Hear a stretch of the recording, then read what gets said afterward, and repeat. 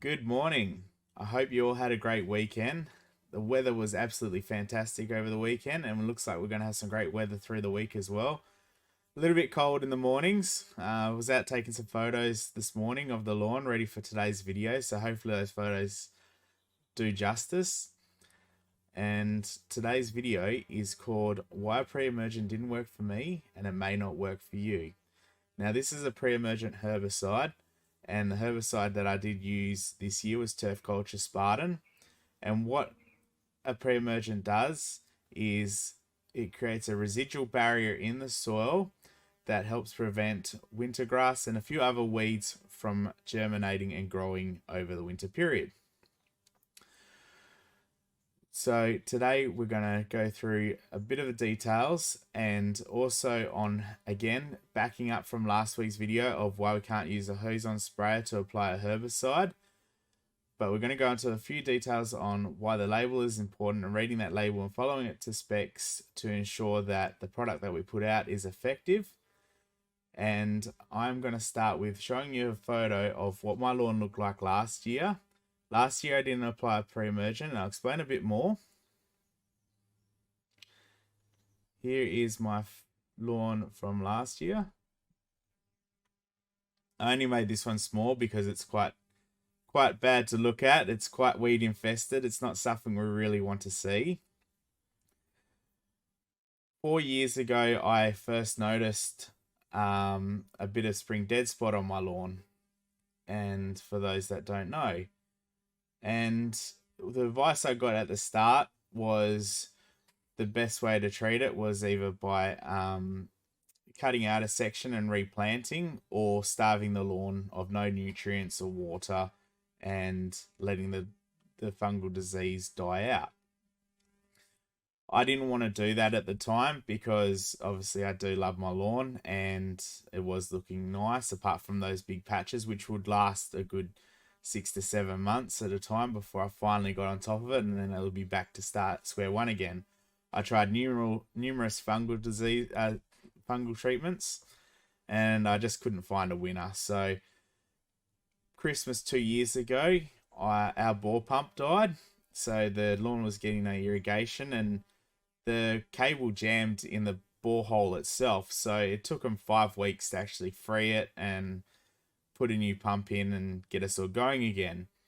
I started hand watering. I think I hand watered for the first day. Then I thought to myself, I can't do this every couple of days just to keep the lawn alive.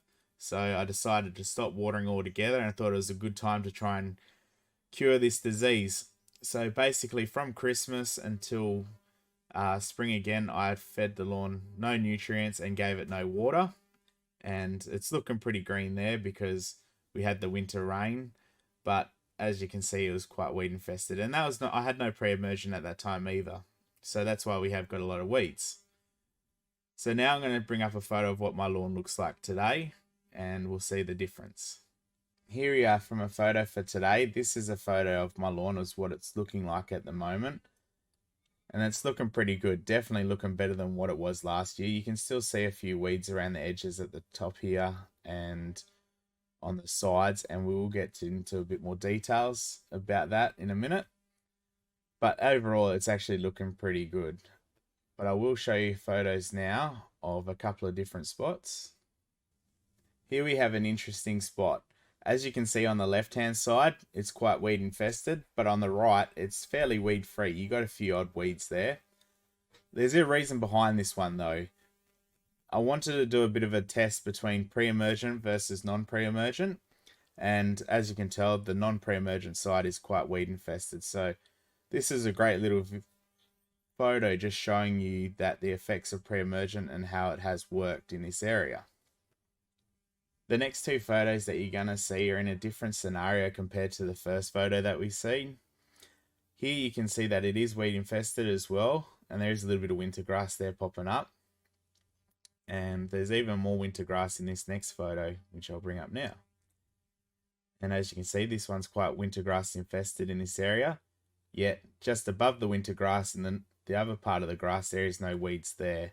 And I had started pulling some of these out a couple of weeks ago, but I thought I'd stop and be a good way to do an explanation over a video on what has happened, and I will be explaining that shortly. You might be thinking that the title is clickbait, and yeah, it is a little bit. However, I do have those two areas where the pre-emergent hasn't worked. And the answer for that is, those two areas don't get the water coverage that the rest of the lawn does. Those two spots don't have head-to-head coverage, although you can see the sprinkler that is there, that those two areas just don't get that head-to-head coverage. So we don't get the water that we need to wash a pre-emergent in. So in those spots, the pre-emergent wasn't as effective. I applied Turf Culture Spartan in March, and we didn't have as much rain in March as what we needed. So I relied on the irrigation to water the pre-emergent in. And sometimes I'm lucky to get 2 millimeters of water in that area compared to the 10 millimeters across the rest of the lawn. With the Turf Culture Spartan label, it specifies 6 millimeters of water to irrigate the pre-emergent into the soil. This is probably the most crucial part of knowing if your pre-emergent is going to work, is that you can confidently know that you've washed that pre-emergent into the lawn. Because again, once we apply, we won't know if it's worked until it's too late. Now, the question is how do I know how much water my sprinklers are putting out? Well, that's a great question because it is hard to know. However, there is an answer. We have got these here, which is a water catch cup, and this is supplied from the Water Corp, and most large irrigation supply chains and your turf growers stock these, and they are free of charge. We know Water Corp specifications is 10 millimeters of water across your lawn twice a week on allocated watering days. And these catch cups are used to work out that gauge. And so we can know how long we got to put our sprinklers on for. However, we can also use these as a guide for how much pre-emergent we're putting out.